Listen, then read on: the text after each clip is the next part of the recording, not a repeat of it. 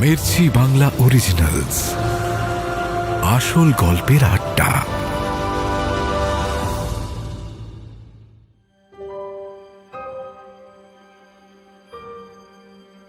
নিজেকে খুনি বলে ভাবতে খুব কষ্ট হয় রিজু। সে কোনোদিন কারোর ক্ষতি করতে চায়নি। যেভাবে পুরো ঘটনা ঘটেছিল সেখানে রিজুর প্রথমে মাথায় যা আসে সে তাই করে, আর সেটার ফল আজকে এরকম এসে দাঁড়ায়। দেবীর কথা অনুযায়ী সেই মূর্তি ফেরত নিয়ে আসতে চেয়েছিল রিজু। এ কথা ভাবতেই অদ্ভুতভাবে শান্ত হয়ে যায় রিজু। নিজের পায়ে সে আবার জোর পায়। তার হাত পা কাঁপা বন্ধ হয়ে যায়, এমনকি সারা শরীর থেকে গড়িয়ে পড়া ঘামও আস্তে আস্তে শুকোতে শুরু করে। তারপর সে বড়বাবুর দিকে তাকিয়ে প্রশ্নের উত্তরে বলে, লা বাবু, এই লোকটাকে আমি চিনি লাই। বড়বাবুর যদিও এতক্ষণে রিজুর ওপর সন্দেহ আরও একটু জোরালো হয়েছে। সে ভুরু কুঁচকে রিজুর দিকে তাকিয়ে আবার জিজ্ঞেস করে, আবা, তুমি ঠিক বলছো তো? দেখো, এই ব্যক্তিকে তুমি চেনো না? হ্যাঁ? রিজু স্থির গলায় বড়বাবুর চোখের দিকে চোখ রেখে বলে, বাবু, আমি ইকে চিনিলাই। কথাটা শোনার পর বড়বাবু একটা দীর্ঘ নিঃশ্বাস ছাড়ে। তারপর একবার রিজুর মাথা থেকে পা অবধি চোখ বুলিয়ে বলে, বেশ, তাহলে তো হয়েই গেল। রিজু এই কথার কোনো উত্তর না দিয়েই বড়বাবুকে প্রশ্ন করে, আমি কি তাহলে এখানে আসতে পারি বাবু? বড়বাবুর আর কোনো প্রশ্ন না থাকায় আর প্রমাণের অভাবে মাথা নেড়ে রিজুকে সেখান থেকে যাওয়ার অনুমতি দেয়। রিজুও হাত জোড় করে ধন্যবাদ জানিয়ে সেখান থেকে বেরিয়ে আসে।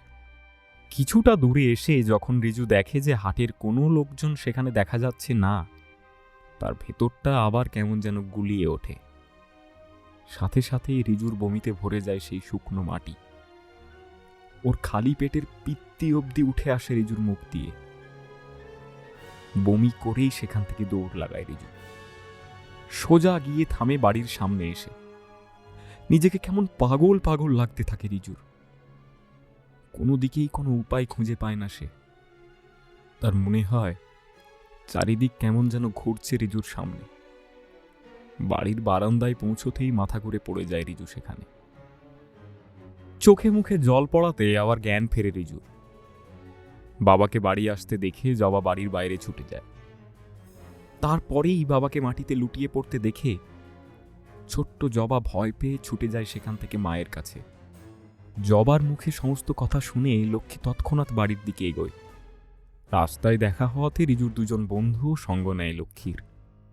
বাড়ির সামনে আসতেই রিজুকে পড়ে থাকতে দেখে তার দুজন বন্ধু ধরাধরি করে বাড়ির ভেতরে নিয়ে যায় তাকে, আর তাড়াতাড়ি একটা ঘটিতে জল এনে রিজুর মুখে ছিটিয়ে দেয়। জ্ঞান ফিরে এত লোক দেখে রিজু কিছুটা অবাক হয়ে যায়। লক্ষ্মী রিজুকে উঠতে দেখেই প্রশ্ন করে, তো তো ঠিক আছিস তো? রিজুর মাথা এখনো ঘুরছে।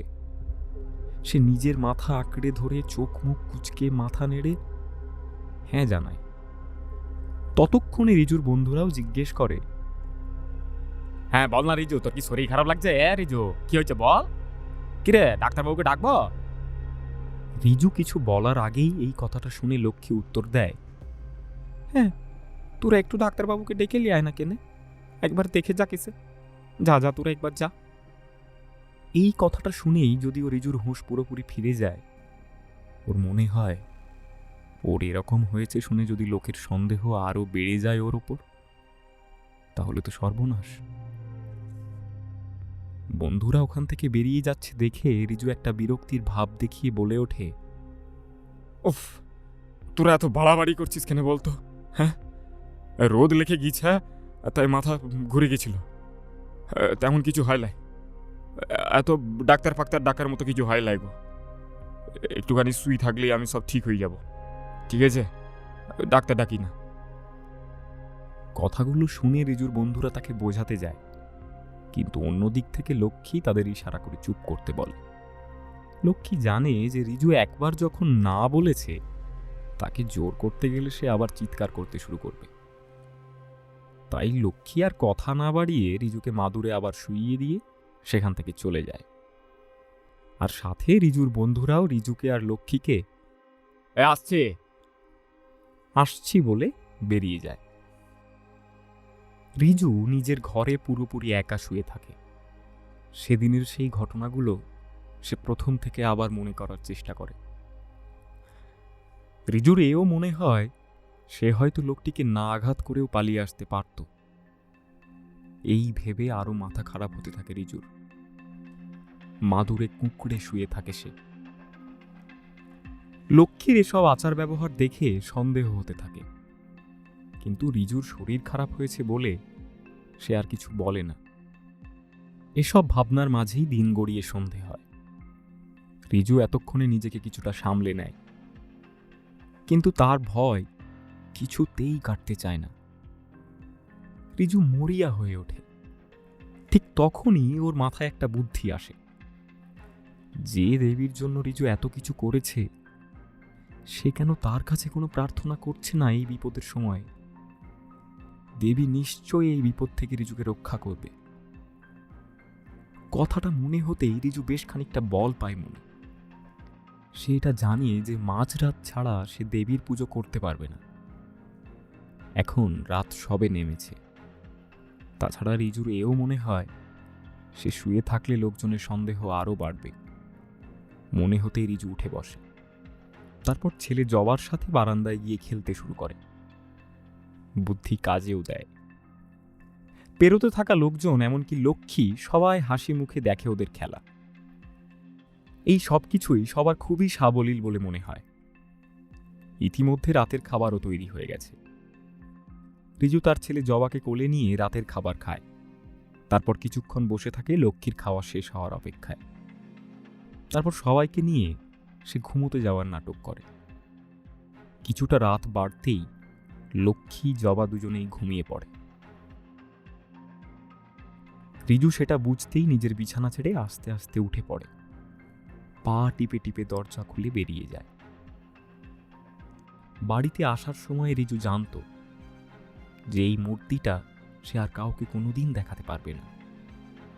তাই সেটাকে রিজু বাড়ির চালার কাছে একটা গর্ত করে লুকিয়ে রেখেছিল। রিজু এগিয়ে যায় সেদিকে। গর্ত থেকে মূর্তিটা বার করে একবার তাকায় সেদিকে। দেবীর মূর্তিকে দেখে এক অদ্ভুত হাসি ধরা পড়ে রিজুর মুখে। তারপর মূর্তি নিয়ে রিজু এগিয়ে যায় নদীর দিকে। গ্রামের মধ্যে দিয়ে গেলে ধরা পড়ে যাওয়ার ভয়ে বাইরের রাস্তা দিয়ে যেতে হয় রিজুকে। কিছুটা বেশি সময় লাগলেও নদীতে পৌঁছে একটা স্বস্তির নিঃশ্বাস ছাড়ে রিজু। একটা জায়গা সুন্দর করে পরিষ্কার করে সেখানে মূর্তিটা নামিয়ে রাখে রিজু। তারপর নদীর জলে নামে স্নান করে নিজেকে শুদ্ধ করতে। জলে নেমে একটা ডুব দেয় রিজু। দ্বিতীয়বার ডুব দেওয়ার সময় হঠাৎ পায়ে একটা টান অনুভব করে রিজু। প্রথমে ঘাবড়ে গেলেও নিজেকে সামলে নেয় সে। তার একটু হাসিও পায়। সে ভাবে আগে একদিন এরকম একটা স্বপ্ন দেখেছিল সে। আজকে কি জেগে স্বপ্ন দেখছে আবার? কিন্তু এই কথা মনে হতেই সাথে সাথেই আবার একটা টান অনুভব করে রিজু। আর কিছু বুঝে ওঠার আগেই জলের তলায় চলে যায় রিজুর পুরো শরীর। ভয়ে হাতড়াতে থাকে চারিদিকে রিজু। তার ভেতরে জমানো শ্বাস প্রায় শেষ হয়ে আসছে। সে কোনোভাবে নিজেকে টেনে মাথাটুকু বার করে জল থেকে। একটু শ্বাস নেওয়ার সাথে সাথেই আবার যেন কেউ তাকে টেনে নিয়ে চলে যায় জলের তলায়।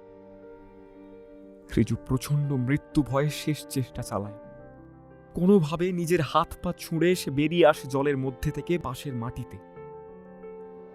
মাটিতে বসে বেশ কিছুক্ষণ জোরে জোরে শ্বাস নেয় রিজু।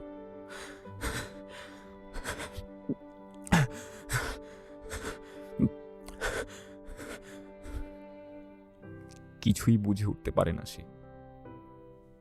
দেবী যা চেয়েছিল রিজু তো তাই করেছে। তার মূর্তি আবার নিজের কাছে নিয়ে এসেছে রিজু।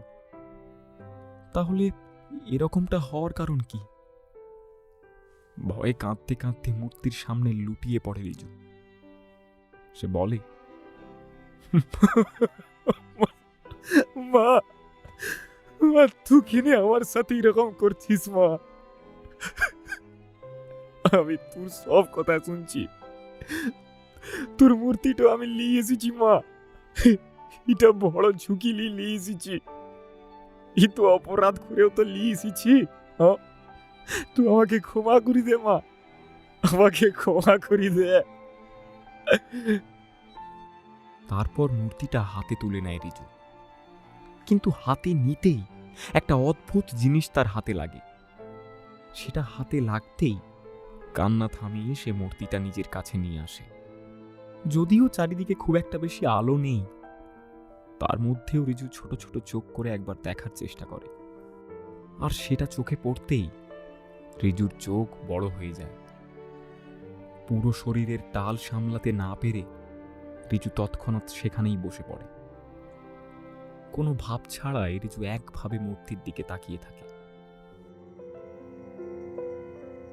রিজু বেশ কিছুক্ষণ মূর্তি হাতে ওভাবে তাকিয়ে বসে থাকে। সে কিছুতেই বিশ্বাস করে উঠতে পারে না তার নিজের চোখকে। রিজু আরো বেশ কয়েকবার ভালো করে দেখার চেষ্টা করে, নিজের দৃষ্টিকে প্রশ্ন করে সে ঠিক দেখছে তো। কিন্তু না, সেটা ভুল না। মূর্তিটা হাতে তুলে নেওয়ার সময় সেটার বেদিতে হাত লাগে রিজুর। মূর্তি যখন বানিয়েছিল রিজু, তখন সেটা একেবারে মসৃণ ছিল, কোনো মাটির টুকরো সেখান থেকে বেরিয়েছিল না। কিন্তু এইবার বেদিতে হাত পড়তেই রিজু অনুভব করতে পারে সেখানে কিছু একটা উঠে আছে। অল্প আলোর মধ্যেই মূর্তিটা একেবারে চোখের সামনে নিয়ে এসে সে খুব ভালো করে দেখার চেষ্টা করে, আর দেখতে পায় বেদির একেবারে নিচের দিকে মাটি দিয়ে লেখা আছে কিছু অক্ষর আর কয়েকটা সংখ্যা। কিন্তু এরকম তো থাকার কথা নয়। সেখানে মূর্তির বেদিতে কোনো রকমের কিছু লেখা ছিল না আগে। মূর্তি তৈরির সময়ের সব কথাই রিজুর মনে আছে। তাহলে সে যদি কোনো অক্ষর সেখানে লিখত, সেটাও তার মনে থাকত। মনে নেই কারণ সে এরকম কোনো কাজ করেনি। রিজু কিছুই বুঝে উঠতে পারে না যে কি হচ্ছে। কিছুই ভেবে উঠতে অক্ষম মনে হয় রিজুর নিজেকে। এভাবেই ভোর হয়ে আসে। রিজুর ভয় হয় তাকে এভাবে দেখলে লোকের সন্দেহ হবে, তাই সে কোনো রকমভাবে নিজেকে মানিয়ে নিয়ে বাড়ি ফিরে আসে।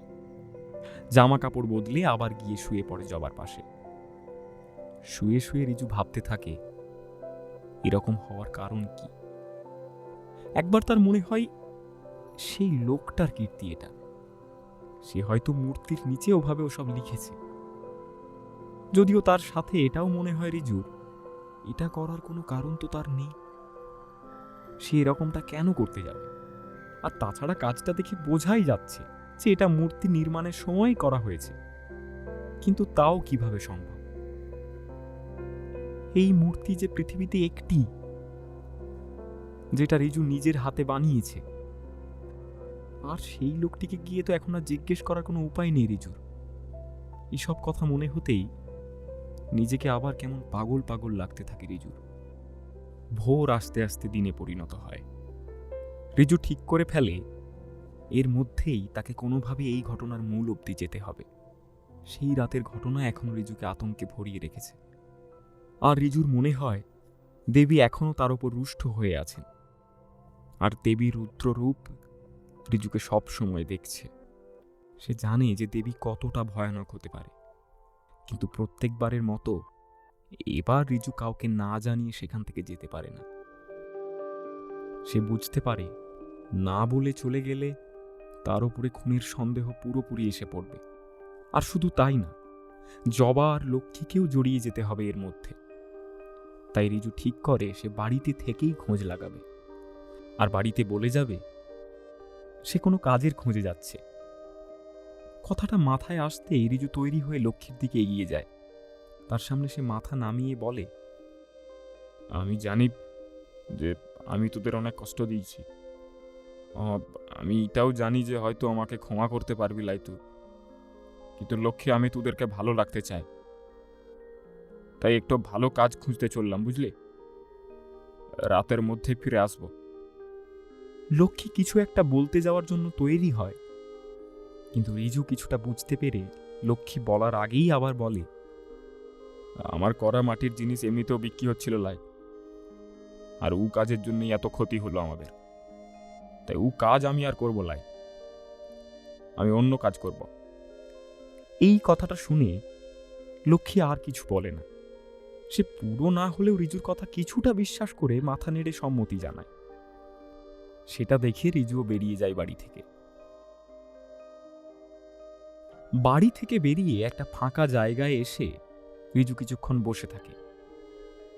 প্রথমে সে ভাবে ওই শহরেই আবার ফিরে যাবে যেখানে সে মূর্তিটা পেয়েছিল, কিন্তু সেটা করতে আর তার সাহস হয় না। মনে হয় যদি সে সেখানে যায় আর লোকজন তাকে চিনে ফেলে তাহলে সোজা পুলিশের হাতে ধরিয়ে দিয়ে আসবে। কিন্তু তাছাড়া মূর্তির রহস্য খুঁজে বার করার আর কি উপায় আছে? এটা মনে হতে রিজুর মাথা আবার খারাপ হতে শুরু করে। সে কোনোভাবে নিজেকে শান্ত করে, তারপর আবার ভাবতে শুরু করে। ভাবতে ভাবতে হঠাৎ রিজুর মাথায় একটা জিনিস আসে। সে আগেও এরকম সংখ্যা অক্ষর দেখেছে অন্য মূর্তির গায়ে। রিজুর মনে পড়ে সে যখন নিজে মাটির জিনিস তৈরি করত তখনই তো কত কারখানায় তৈরি মূর্তি সেই হাটে বিক্রি হতো, আর সেসব মাটির জিনিস মূর্তির তলায় বা পাশে লেখা থাকতো মাটি দিয়ে করা সংখ্যা বা অক্ষর। একমাত্র কারখানায় তৈরি মাটির জিনিসে এরকমটা হয়ে থাকে। সেটা বুঝে উঠতেই রিজুর কাছে সবটা পরিষ্কার হয়ে গেল। এটা তার তৈরি করা মূর্তি নয়, এটা বাজারে কোনো একটা কারখানায় তৈরি মূর্তি। আর তার সাথে এটাও সে বুঝতে পারল, সে যদি কোনোভাবে কারখানাটা খুঁজে বার করতে পারে তাহলে সে জানতে পারবে যে ওই মূর্তির আদল তারা কোথা থেকে পেয়েছে, আর সেভাবেই রিজু আসল মূর্তিটা খুঁজে পাবে। যেমন ভাবনা তেমন কাজ। এরপর রিজু প্রায় সারাদিন আশেপাশের সব বড় শহরের মাটির শৌখিন জিনিস বিক্রি হয় এমন দোকানে গিয়ে খোঁজ করতে শুরু করলো। সে খুব সাবধানতার সাথেই সব কাজটা করল, কারণ সে জানতো না যে পুলিশ খুনের ব্যাপারে জানলেও মূর্তি চুরির ব্যাপারটা জানতো কিনা। কিন্তু অনেক খোঁজাখুঁজি সত্ত্বেও মূর্তি পাওয়া গেল না। শেষমেশ গ্রামে ফেরার পথে যখন হাটের মধ্যে দিয়ে রিজু হাঁটছে তখন তার চোখে পড়ল সেই মূর্তি। সেটার দেখা পেতেই রিজুর চোখ জলজল করে উঠল। সে দৌড়ে গেল দোকানের দিকে। দোকানে পৌঁছতেই রিজু দেখল সেটা তারই এক বন্ধুর দোকান। রিজুকে আসতে দেখে সে হেসে হাত নাড়ালো। রিজু কিছুটা হেসে নিজের বন্ধুর দিকে এগিয়ে গেল। তার গলায় থাকা গামছা দিয়ে তার হাতের মূর্তিটা সে লুকিয়ে ফেলল। প্রথমে রিজু বেশ কিছুক্ষণ আশেপাশের কথা বলে সময় কাটালো নিজের বন্ধুর সাথে। ওর মনে হলো প্রথমেই মূর্তির কথা তুলে ফেললে হয়তো তার বন্ধুর সন্দেহ হতে পারে। কিন্তু সে যতই কথা বাড়ায় ততই রিজুর বুকের ভেতরটা আরো অস্থির হয়ে ওঠে। শেষে থাকতে না পেরে রিজু জিজ্ঞেস করল, ও মূর্তিটা নতুন লাগছে, ওটা কোথা থেকে পেলি রে? তুই বানালি নাকি? বন্ধুটি প্রথমে একটু অবাক হয়ে তারপর মূর্তির দিকে হাত দেখিয়ে হেসে বলল, এইটা না না, এইটা আমি বানাইলাই, ও কারখানা থেকে এনেছে বুঝলে। বেশ ভালো বল মূর্তিগুলা, বেশ নতুন ধরনের, বিক্রিয়া খুব হচ্ছে এটা। হ্যাঁ। শেষের কথাগুলো রিজুর কানে গেল না। সে যদিও অকারণেই প্রশ্নগুলো করছে এমন একটা ভঙ্গি করে সে আবার জিজ্ঞেস করল, ওহো আচ্ছা বুঝলাম, হ্যাঁ যা বলেছিস খুব সুন্দর। আচ্ছা কোন কারখানায় তৈরি হয় এত সুন্দর মূর্তিটা? রিজুর বন্ধু বলল, কেন, আমাদের তো একটাই কারখানা রে, ওখানেই তৈরি হয়। সেটা তো শহরের বাইরেই আছে। তুই কি সবটাই ভুলে গেছিস নাকি বল দেখিনি? রিজু কথাটা শুনে একটু বোকা হাসি হাসার ভান করে বলল, ও হ্যাঁ হ্যাঁ, ওই আর কি। ঠিক আছে বেশ, আমি আসি বুঝলি। তারপর বন্ধুর উত্তর দেওয়ার আগেই রিজু বেরিয়ে সেই কারখানার দিকে রওনা দিল। কিছু সময়ের মধ্যেই কারখানার বাইরে এসে পড়ল রিজু। পৌঁছেই সে দেখল কারখানার বাইরে অনেক লোক দাঁড়িয়ে। রিজু বুঝতে পারল এরা সেখানকার কর্মচারী। রিজু তাদের দিকে এগিয়ে গিয়ে জিজ্ঞেস করল, ইয়ে তো তোরা এখানে কি কাজ করিস রে? এই সুন্দর মূর্তিগুলো তোরা বানাইছিস? প্রথমে একটু অবাক হলেও মূর্তিটা সুন্দর শুনে তারা সবাই গর্ববোধ করে হ্যাঁ জানালো। রিজু আবার জিজ্ঞেস করলো, এই মুখটা খুব সুন্দর, এটা কে ভেবে বানাইছে রে? শুনে দাঁড়িয়ে থাকা লোকজনের মধ্যে একজন এসে বলল, না না, আমরা ভাবি নাই, এটা আমাদের কারখানার মালিক ভেবেছেন। রিজু আবার প্রশ্ন করলো, সে কোথা থাকে গো? লোকটা বলল, বাবু তো শহরে থাকে। এটা শুনে রিজুর ভেতরটা আরো আনচান করে উঠল। সে ভাবতে থাকলো, এইবার হয়তো সে বৃদ্ধের খোঁজ রিজু পেয়েছে। আর তার ঠিক সাথে সাথেই রিজুর ভেতর থেকে বেরিয়ে এলো একটা অমানসিক রাগ। রিজুর কানে ফিস ফিস করে দেবীর গলা শোনা গেল। দেবী যেন তাকে বলছে, এসব কিছু সেই বৃদ্ধের দোষ, তার জন্যই তোকে এত কিছু ভোগ করতে হয়েছে। রিজু, তুই কিছু করবি না? হ্যাঁ, শাস্তি দিবি না বৃদ্ধকে? হ্যাঁ।